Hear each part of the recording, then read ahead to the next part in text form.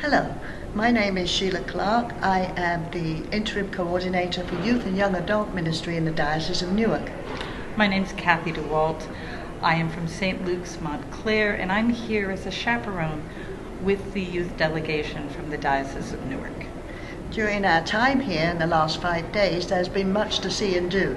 So we decided to give our youth and young adults a particular focus when they went round the exhibition hall, where there were many exhibits for them to see and a lot of candy and a lot of takeaways.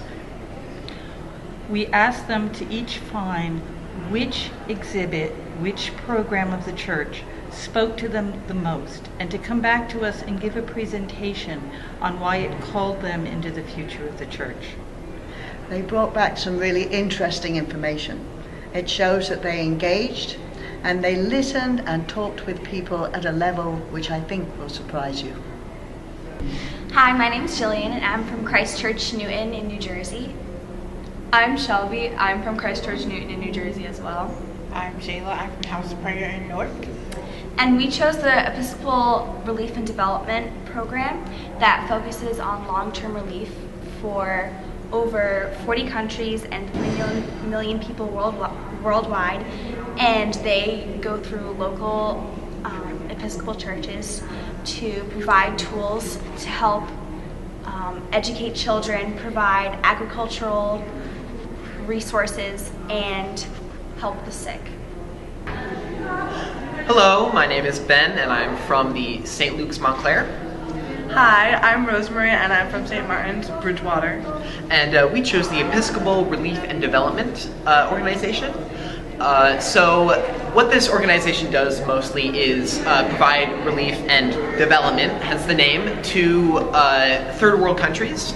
They're currently stationed in over 30 different countries and reach over 3 million people.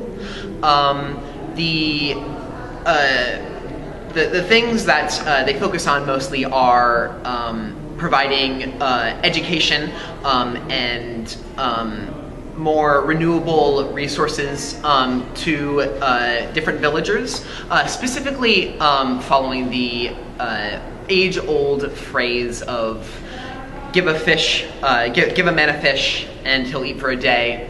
Teach a man to fish, he'll eat for the rest of his life. Specifically, they provide tips for renewable farming. With our first world research and development, we can provide much more if we spread this knowledge that we have to different countries. Yeah. And so another thing that the Episcopal Relief Development does is they have this thing called Gifts for Life, and basically what that does is if you give a donation of like $35, it will give like a certain amount of like seeds or trees or fruit or whatever like that to a community so they can share and they can have more food and resources, and then they can take one of those fruits and bury it again and then restart the process all over again. Long-term stuff that the Episcopal Relief and Development is trying to do. They also have a early childhood development, which basically that focuses on like building blocks for children to thrive. So that includes medicine and learning how to have the basic learning blocks for you would learn in school and church and things like that. And their little phrase is support the health of mothers and their babies. Newborns and expectant mothers are the most vulnerable to infectious diseases. Your gift will provide the basic medicine and nutrition they need to survive and build the foundation for a family's lifelong health. And yeah. So starting at only $15, you can provide a educational package for a student to learn how to purify their water so as not to, develop different parasites or bacteria. And the most interesting part about this organization for me, and what struck us together finding it at the convention is the marketing campaign that they've sort of been using. When you enter into the exhibit hall where they were stationed, you were immediately drawn to these big boards that you could color on. They had outlines of different people that they've been helping, such as a Vietnamese woman farming grain, or African woman sewing clothes, what have you. And what that really did for me was it triggered empathy, because oftentimes you are given all of these big numbers, 3 million people, 30 countries around the world, and having a face that goes along with those numbers sort of solidifies how you feel about it. So that's what I found especially intriguing about this particular pamphlet, which has some smiling children as well as a super happy man on the cover, as well as their mission statement and their different areas of expertise. So that is what intrigued me about the Episcopal Relief and Development. And what struck me the most is I love outreach programs that help people who are poor and vulnerable and need help, not just because they need the help, but also because they want a friend. And so I like this because of that, but also because of the big boards that they had that were drawing. And so you would see on one side that there are people from Africa, and then right next to that would be another block of people from Asia or Vietnam or things like that. And I think that's what we have. Thank you. Good. Thank you. I'm Patrick. I'm from Church of Epiphany in Christ Church from Orange.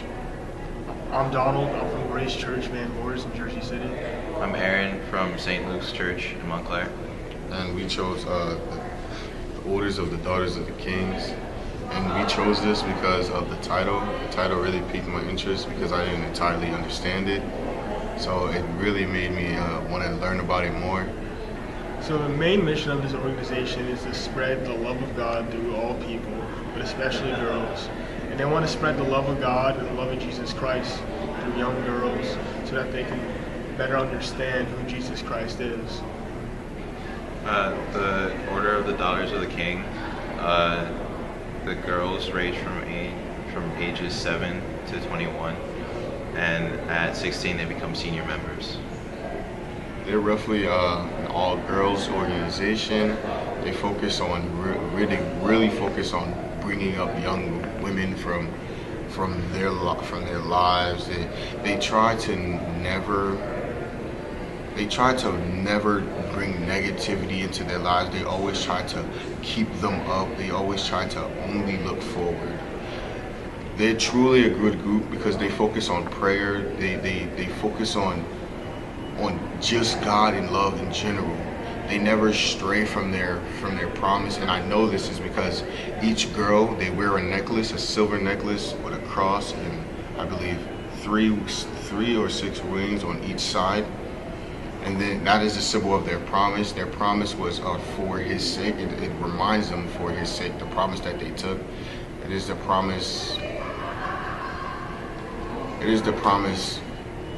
that they will always live through God. They will always live through prayer, and that they'll never stray from their path. And that is all. Hi, my name is Nicholas. I'm from St. Albans Church in Franklin Lakes, Newark. I'm James. I'm from Church of Savior in Denville. We're here today to talk about Thistle Farms. Thistle Farms is a group of women who have suffered some kind of tragedy, either being abused in early life, being addicted to drugs forcibly, being addicted to drugs naturally, or being trafficked. There's also many who have simply had rough childhoods.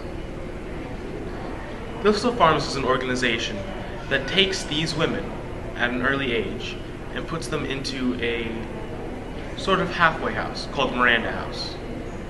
Miranda House works by giving the girls a home for 2 years. During those 2 years, they pay no rent and they are taken care of.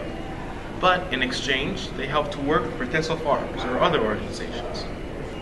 Thistle Farms is an organization that makes different items that can then be sold and used to raise more money to help support Miranda House and the women living there. During our experience learning about Thistle Farms, we encountered a woman who shared her story with us. At an early age, she lived a normal life, but everything changed when she was 12 years old. A man came into her house, severely wounded her mother, and killed her father. This scarred the girl, made her unable to live a normal girl's life. So she soon became addicted to marijuana. This addiction continued through her early to late 20s. Eventually, she was found by Miranda House and taken in. Since then, she's become an active member of Thistle Farms, even becoming their executive of global relations. Thistle Farms is an organization that helps to build and grow these girls' lives and help them regain their standing and get back on their feet. Inside the candle. In buying, giving, or lighting this candle, you share in our belief that love is the strongest force for change in the world. Hello, my name is Iheoma. I'm from St. Luke's Montclair Church. And I'm Rebecca, and I'm from Christ Church in Short Hills. And our topic was the Israeli-Palestinian conflict, which had begun in 1948. This first began when the British, who had occupied what was known as Palestine at the time, had given their land to the Israelites who had been fleeing Europe. And because of this, and the British giving the land of Palestine to the Jewish Israelites, it caused the Palestinians to be forced out of their homes and into neighboring countries. So the Gaza Strip and the West Bank were given to the Palestinians, but this was only 20% of their land.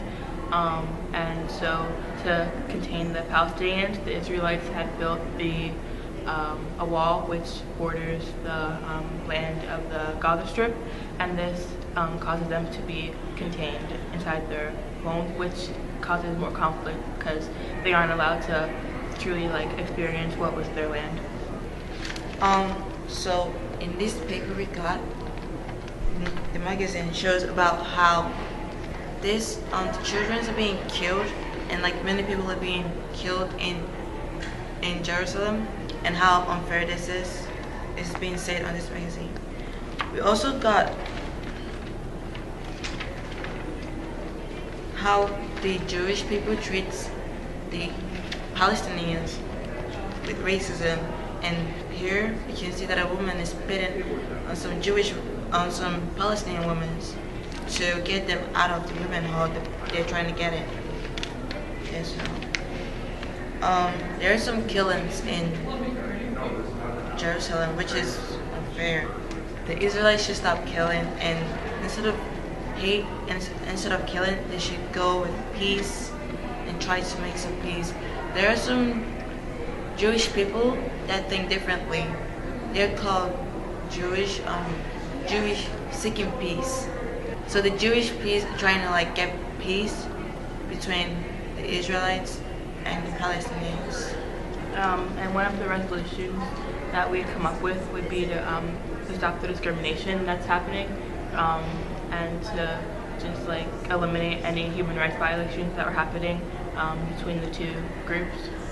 So a question I was asked is why Christians should care about this conflict, and our response to that would be that as Christians we're called to care for each other and love each other, and if human rights violations are occurring, then it's something we should be aware of, and yeah, that's it. There's another question. Well, another question we didn't get asked, but we considered was that how will this stop? How will the killings and the war between Israelites and Palestinians stop? And we were told that if the way it could stop is when Israelites have less power than Palestinians. Thank you. Hello, my name is Lena, and I go to St. Luke's, Montclair, New Jersey, and I will be talking about the Sisters of St. Margaret. The Sisters of St. Margaret have been around for 200 years, and they started off in Duxbury, Massachusetts. In Duxbury, Massachusetts, 200 years ago, the Sisters of St. Margaret's were living in homes with other families in the area and helping them sustain life, get back on their feet after the pilgrimage, after the travel from England or Europe to the Americas. They would help children, they would nurse, they would deliver children and help farm and clean for families so they could just understand how their new lifestyle would be. Currently today, 200 years later, they're still doing similar things. They're now in Haiti, Africa, New York City, and Boston. And from there, they have been continuing what they were doing 200 years ago by helping the elderly, helping children, and helping families to and just survive. And in Haiti, there are only 2 sisters, and before their sisters dwindled down to 2 in Haiti, they were helping children and educating them, but now the sisters in Haiti are focusing on the elderly of the church.